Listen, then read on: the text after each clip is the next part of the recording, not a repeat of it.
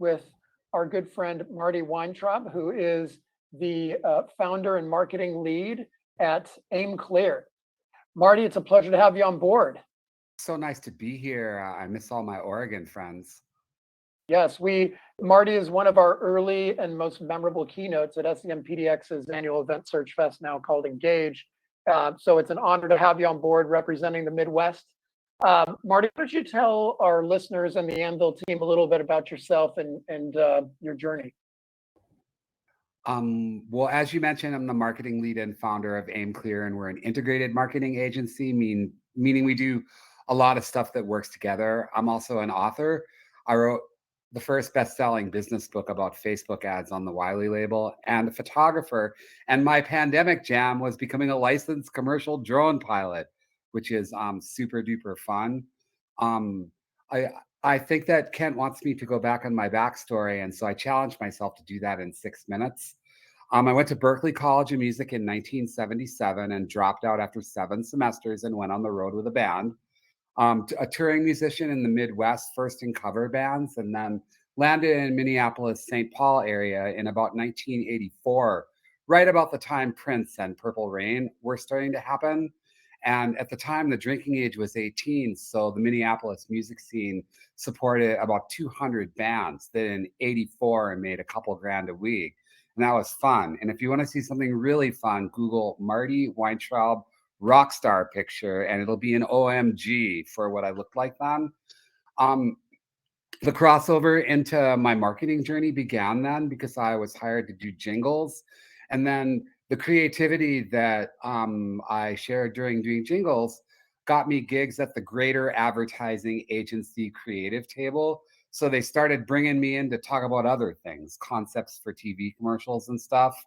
And then, right as all that stuff was beginning to jam, I was fortunate enough to get a publishing deal on Polygram International with me and six of my closest professional compadres. And there were some heavy hitters in that band, in that group, people who ended up playing with Janet Jackson and Paula Abdul and Prince and other folks. So the Polygram publishing deal was pretty neat. Did that for a few years, saved some money, got my first house, and then came back to Minneapolis and taught, like at a mall music store. It was pretty cool. I had become pretty addicted to earning a living by then, and so I was lived in Burnsville, Minnesota, and taught piano at a Schmidt Music. All the while, I was exploring the incredible natural beauty of northern Minnesota and made early digital recordings of wolves and loons and water and storms and thunder and lightning. And when you first saw kiosks show up in Target and stores like that that had a matrix where you could press a sound and listen to the wolf CD, I did the dolphin ones and the loon ones and the wolf ones for North Sound. And we sold 20 million CDs during that time period, which was pretty cool. So the first multivariate testing I ever did was before the internet, and it measured the size of the tile on the kiosk, how loud the sound was, how far away people were on the motion detector, whether it was a wolf or a loon or a dolphin, and it was all optimized against revenue for Gimroy, which is cubic three-dimensional Walmart space. So I learned actually quite a lot about squeezing the last drop of revenue out of things. So after selling many, many, many, many Dolphin CDs, I did a counterintuitive thing and I moved to Duluth, Minnesota, right along the Canadian border, and took a job as the creative director of the CBS affiliate. That was pretty neat. That first year, I did their logo. I made their first website after registering their domain. I helped the sales department bundle in web banner buys to their traditional media buys. And then they sent me around America to do it for another 8 stations that were in the group. Did that for a while until television stations started to decline, and I bailed on that. And I was hired by a local B2B agency that was just starting to make their first websites. And fortunately, I was trained by Mad Men good Mad Men, not the kind of nasty Mad Men characteristics, but smart, old, gray hair, amazing people who didn't know the difference between advertising, PR, marketing, branding, sales. They just went, oh, it's all the same stuff. Like it all adds up. So that was pretty amazing to me. And it was a very fortunate time. Then rounding out the progression that led to Aimclear, I taught web development at a trade school, started an e-commerce company that failed, that did sound and music for productions, distributing on the internet, but it was just a little too early for that, and we were only moderately good at it. Then taught a couple of years at a music production trade school, survived cancer, and then started Aimclear in the hospital room. That's the early days, Kent. Thank you so much for that background. You know, like many early in the game search marketers, you came at it from a totally different industry and perspective, but by far one of the most interesting. It would be interesting for, I think, the Anvil team and other listeners, viewers, to understand what you think were the key inflection points in your career as you transitioned from music and entertainment to digital marketing specifically, you know, the must-read books, the most valuable conferences, insights from other pundits, you know, just maybe if there's 2 or 3 or 4 insights you would share, I think it'd be very helpful. Good question. So the first real aha moment I had was in 1996. I was just back on the Wayback Machine looking at old websites from that television station. And the aha moment was we had a great relationship with the Knight Ridder newspaper in the market. And so not only did we have a television station to play with, but we had a Knight Ridder newspaper to play with too. And that was pretty neat because unlike every other website, we didn't only have, like, we had massive penetration as a percentage of people that watched the news, because it turned out that people that watched the news in 1996 were pretty early adopters of the internet. So we figured out that like double-digit percentages that were rising, like of the people that were subscribed to the internet in the market in 1996 and 97, a high percentage of them were watchers of our news and readers of the newspaper. And so the big aha moment was figuring out that you could put in the newspaper, oh, if you want to get more detailed information, go to the website, or putting on the website for the thing to be revealed by the paper tomorrow morning, or to broadcast on the news to read the paper. And it was like it was 1996 and 97, and nobody else even had any audiences to work with. And we were banging them around in quantifiable ways between omni-channel, integrated messaging where we provided value and cause. And that lesson has never, ever left me. So far as pivotal, lunchable, so far as pivotal consumption of writers, I would say Good to Great by who wrote Good to Great? I know the answer. Good to Great. Yeah. Good to Great. The answer is I know exactly who it is, but it escapes me at the moment. By Jim Collins. Yeah. And I learned that my charisma was actually in many circumstances a liability. And the sorts of things that made an incredible company versus a good company, one that can transcend the generations. Another book that's been very important to me is called Street Smarts by a guy named Norm Brodsky, B-R-O-D, Brodsky, Norm Brodsky. He lives in Brooklyn. He's the guy with the top hat that presents at the Inc. 5000 Awards every year.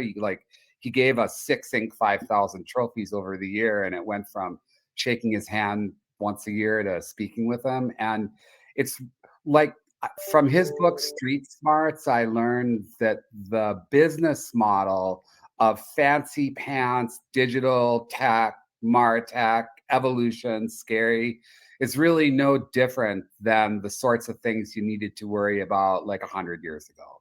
or 120 years ago. Where inventory, he ran storage companies. So where inventory in physical space and the relationships and not profitable customers, that was pivotal. Um, those, so let's see, other inflection points. It was a big deal to figure out that the people that search on Google or Bing are the same people who are on Facebook or LinkedIn or Twitter, are the same people that consume retargeting and programmatic, are the same people that watch linear or nonlinear television and other connected TV. That there's a fine, no matter how big a pot of users there are, they're all the same people at different places in their day cycle. One last thing, coming from the background that I come from, which is really way before the internet, like, and it seems to me that starting in about 1980, when I started selling things, like, we didn't have the internet, we didn't have targeting, we didn't have cookies, we didn't have persistent states of data that will hold on to somebody on a list so I could follow them wherever they go.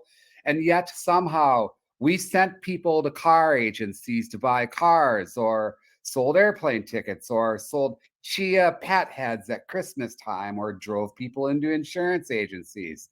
And we didn't have conversion tracking, but we did have coupon codes and unique phone numbers and bundled offers that were unique to that channel that we were marketing in.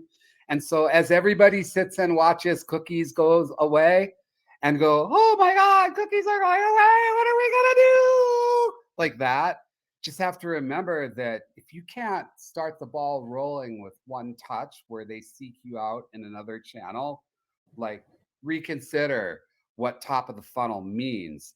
Because the last 15 years, where we gradually had empirical data on everything, the last like 15 years, that was an aberration, and we're never going to get it back. And a double digit industry of double digit billions of industry of data driven marketing is about to crumble to people who know what to say to who the first time. You asked. Yeah. Yeah, that's fantastic. Thank you for sharing that. And that does relate to, I think, a follow-on question, just going a little deeper into what you were just saying there is, what do you think are some of the trends that you're seeing in digital marketing that you would, coming up in 2022, maybe 3 or 4 predictions that come to mind? I think people are going to need to figure out a new concept of creative positioning, where a new concept of creative positioning, where the thing that you say over and over to people about your brand has enough to hold on to, that people can remember it early in the process, and have variables in it that verticalize products and benefits and liabilities of not using it and calling the competitors names. Like, I think creative systems that really organize what you say to who are going to become even more important. I think that one of the biggest ones for digital marketers is seemingly obvious, but I don't see a lot of people that get it. Out there in your own mind, raise your hand if you're like a performance marketer where you are buying ads for people and using the Google machine or Facebook, LinkedIn, YouTube, Instagram, etc., programmatic tools, etc. And and and you and you're out there and you're spreading your media buy around. You're spreading it into audiences, and you're spreading it into geographies, and you're spreading it into combinations of that. Um, if What most people don't do enough is they don't go small enough with their test budgets to experience the branding halo that is possible if you saturate a small place past what you would deem reasonable. Because we know from years and years and years of data, if you take market one and market two, and they're very similar, algorithmically similar, that you know from studying years of data for them and current data. And so you create a prediction for market one from market two. So you have a test market and a control market. And you saturate the test market with branding. You don't saturate the control market with branding. And then you run the same ads campaigns into both, the same investment into both. And assuming they're very, very similar, and you've proven that algorithmically. And then you subtract all the conversion that comes from the ad traffic. You just take that out and then look at the performance of the test market by conversion rates, segmented, direct traffic, new brand search frequency, and other classic branding indicators that go a bunch further than Google Trends. Then what happens is if you saturate the test market, it it just substantially overperforms. And so if you can't pick a small space and make your product whatever you're selling or marketing famous in that small space and see enough of a lift to pay for the branding, then you're not going to survive in this next generation of marketing. And if you can't afford to do that, then go smaller to simulate larger. What happens if you're a household name where they cannot avoid you in a small space? And so the biggest thing that's going to happen in marketing is going large in a small space to prove the branding halo confluence. It's not that you won't be able to sell without branding, you will. It's just you won't be able to sell as well, or it's a chop shop play. It's a chop shop play for a duration. Some have disagreed with me and Aimclear about this over the years, and they're not in business anymore. Right, right. Now you were an absolute Facebook ninja, or Meta. Actually, can you tell the team and listeners what is your take on the Meta rebrand? I believe it's a painful distraction from the Facebook papers and their own malfeasance. But what's your take of the Meta rebrand and what they're trying to do? How successfully do you think they will be in pursuing the metaverse? What's your 411? LOL. LOL. Like, whatever. I don't care. Like, well, I care about you, but I don't care. First of all, I hate rebrands. I hate rebrands with a passion. I just don't like them. I don't like the equity that you give up with rebrands. Okay, so let's unpack what you said. First, I don't believe that the rebrand was just done as a distraction Oh, no. from the painful Facebook stuff, because I'm really tight at the highest levels with the people that did it, and they are sincere. Like, Facebook actually is a company that would chew off their own leg to get out of the trap and do the right thing, at least at the rank and file, or I don't know Mark Zuckerberg, but I know people that are right below that, and they're amazing, wonderful humans. So far, and Facebook sucks. They bother me. Like the customer support, I mean, they send us a customer support letter and I mock them openly and write blog posts and amplify them to people that work at Facebook. Whenever a company grows as fast as Facebook grew, I think it's almost impossible. Like, Facebook is the embodiment of impossible imperfect solutions to impossible problems, and I think they try really hard. Um, so far as the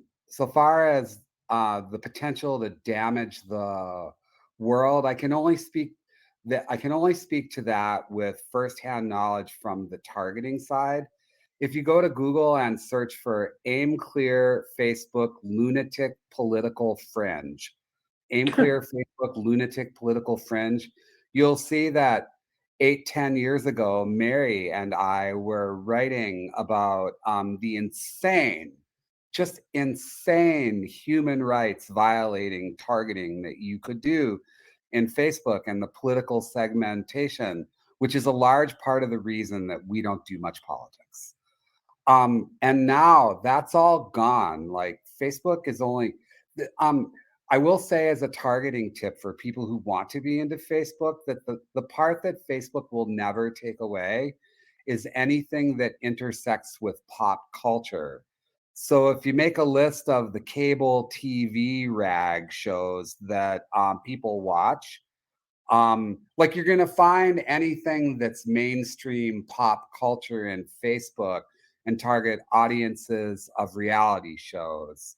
But we don't really use Facebook all that much as top of funnel anymore. We use it to upload first party data that was filtered before we uploaded it, like in the CRM output where we filtered it. And then we add additional Facebook third party filters, and we make a lot of money for our clients that way. So you have everybody that went to your website and didn't buy something, um, everybody who went to the top of funnel and didn't buy something, and then you filter that by the ones that meet certain criteria, what they purchased before this experience or what pages they touched or whatever. And then you go into Facebook, and then as a second filter for retargeting, Facebook is still pretty cool. So, and it doesn't cost a lot to add those filters. um, we've won 22 US Search Awards, which is the most in American history. And I'd say in the last 5 years, where we got like in the last 2 years, where we got 9 or 10 of them, at least half of them were Facebook retargeting, with where the front end was filtered, where the output from the CRM or the page touches were filtered somehow. And then we added additional Facebook filters. It's just not, it's like, not many of you out there are probably getting a lot of love from. Oh, and there's also aberrations too. There's just some things you could sell really well top of funnel for whatever Facebook's targeting grid happens to be in the moment. But I don't think that's how they want to make their money. And I don't think so. Right. So Well, with that said, let's add a more practical layer on the Facebook question. What do you think is working best about their ad? I mean, you've touched on this in your response, but what do you think works best? What does Facebook do best, and what do you think they will do next year with their ad options, their ad services? You know, is there anything you can talk about that you're either guessing or have insights into? well, I don't have particular insight into what they will do next year.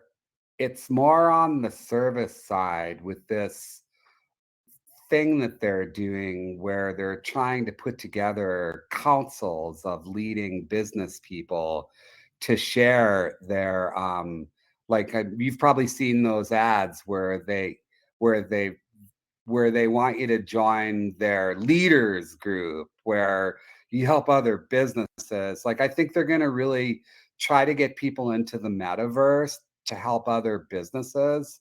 And I absolutely could not care less about that. Yeah, because let me get this right. We charge like by the hour or by the job to help businesses do their marketing. So I'm going to join the leadership committee so I can teach other businesses how to do it for free. Why? Like, I mean, I'd rather help feed people that are food insecure or buy jackets for people who don't have a place to live than join a leadership group and teach other businesses how to take my cheese. Call me old fashioned. Right, right. That's good. So so what do you think in terms of advertising and targeting, the third party cookies, all of that disappearing? Where do you tell us your POV on first party cookies and other ways to deal with it, or that you've been focusing? I've been studying it, laughing my ass off. Because remember, I come from a place way before the internet. Like, I'm an old Right. dude. And so I was at programmatic.io in New York, which is the big ad exchanger conference where it's every single speaker seemingly is pay to play. And it's just a great big smorgasbord of all the products that are going to replace the cookie world and clean rooms and smart AI, contextual. And basically, there's no solution. Like the only solution is within ecosystems. Basically, what's going to go away when the tracking cookie goes away is the ability to follow users from Google to Facebook or from Facebook to anywhere else I can retarget, is what that means. It means that we lose persistent state between channels, and we learn, and in some cases, we lose persistent state within channels.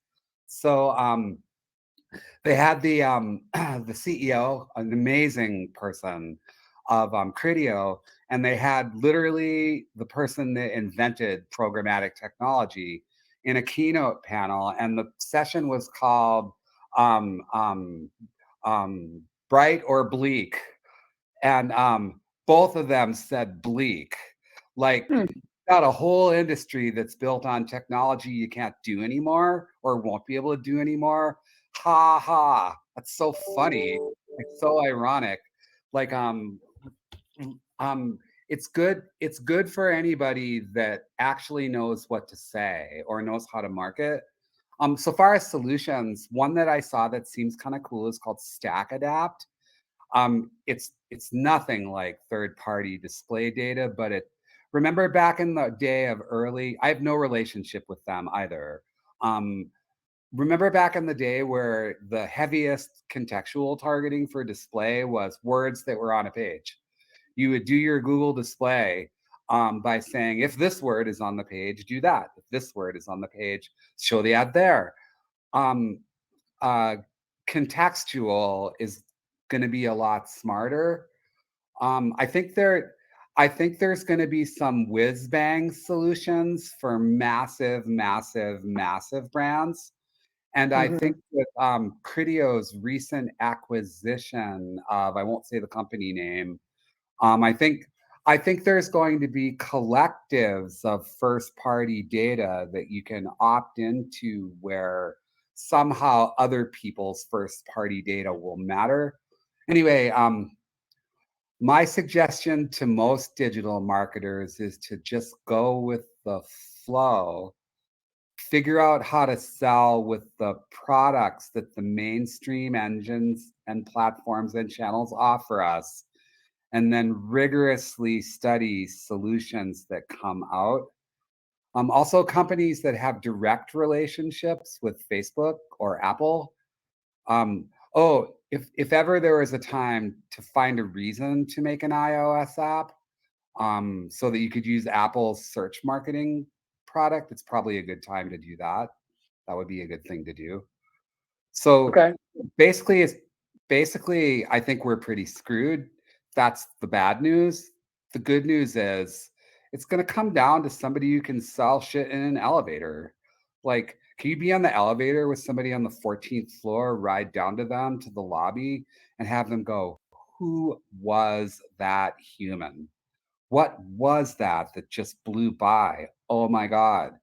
So, real strength of character and creative and purpose in the marketing that we tender is going to be everything. There's a question in here too about Yes, the top of funnel. Can I answer that before we go? please. Yeah, that would be great. Thank you. So first, but I've been saying this for 15 years. Build your list while you can. Build your list before it goes away. Like, so the answer to that question is Google's ecosystem for custom affinity audiences, and the way you could layer criteria in YouTube and in Google Display is really similar in depth to early Facebook, but with better data. So we get a lot done with YouTube and Google. Programmatic tools that have relationships with third-party data companies like Adelphic. Adelphic is a really neat tool. Connected TV. where you're marketing to recruit truck drivers, then you're running television ads to unemployed truck drivers watching an ESPN fishing show, and the creative shows a truck and a guy with a fish, or a person with a fishing rod, and it's catch a great new job. I mean, not that, but where you integrate creative and psychographic and the environment that people are in at the time of marketing. Um, Also, marketing to individuals too. Like, not many people really know how to do it, but go to Sales Navigator and create Sales Navigator B2B SERPs. And then I'll put those 20,000 people use a GDPR compliant contact enrichment service in Paris and find all their business and personal email addresses, and then go market to those folks with custom audiences. Like, the heaviest marketers in the world aren't screwing around with targeting. They're marketing to lists of known individuals. And yeah, that's B2B, but there is B2B2C, where you're selling parkas to ski instructors, or chapstick, or like, half of a person's life or more is business, half of a person's life is person. And they're all the same in both parts of those lives. So right now you could use Sales Navigator, Microsoft data to make lists of account-based humans filtered by company, and lots of interesting like, the best psychographic targeting for a business is in Sales Navigator. You can render that to search engine results, scrape those, reconcile them to email addresses, and do dossier marketing. That's state of the art, I think. That's fantastic. Marty, we're up on the against the clock here, so we're going to wrap up. But I want to thank We're you just getting started. right. We might have to do a part 2 sometime. But thank you for your candid insights into the digital ecosystem and advertising and targeting, how that will be evolving over the next year or so or more. And if people want to follow you on the social, what's the best place to find you? Well, you could friend me on LinkedIn for sure. Like, for sure. You can tell I've lived in Minnesota for a long time. For sure. For sure. Also, you could just email me directly. It's marty@aimclear.com. If you have any questions, I'm happy to answer them for you. Also, on a personal note, Search Fest, now Engage, was my very first conference speaking gig in 2007. I've keynoted twice since 2007. And or 2008 actually was the first one. And we go to Willamette wineries over and over and over and over again. I'm going to SIP Festival at the Evergreen Museum. If anybody Nice. wants to hang out at SIP, that would be Yes. cool. And Remind me Portland, when you're coming. I When will. you're And yeah, just remind me. I'll let you know. And Portland, beautiful people, beautiful place. It's just one of my favorite places in the world, and memorable in the career of Marty and Aimclear. So thank you for everything, Portland. Yes. Well, thank you, Marty. And on behalf of the Anvil team, wish you the best. And I believe we can follow you on social at Aimclear, correct? Yeah, you could follow me at Marty Weintraub, at Aimclear, Yeah. at Okay. Aimclear. You could friend me on Facebook if we know each other, Yeah. or we should know each other. You can friend me on LinkedIn. You can email me. I'm sort of an open book that way. Like, I don't do this to hide. So just Yeah. please, That's I'm great. in the spirit of friendships. Great. Well, thank you so much. The team is all saying thank you. We appreciate your time, your expertise, and your energy. And hopefully we'll see you when you visit Portland. Count on it, man. Thanks a All lot. This was right. really fun to speak with you. Yeah. And this will be on our YouTube channel within the next day or 2 or 3. We'll let you know. All right. Thanks, everybody. You can find Bye. more of these on our YouTube channel. Bye, everybody.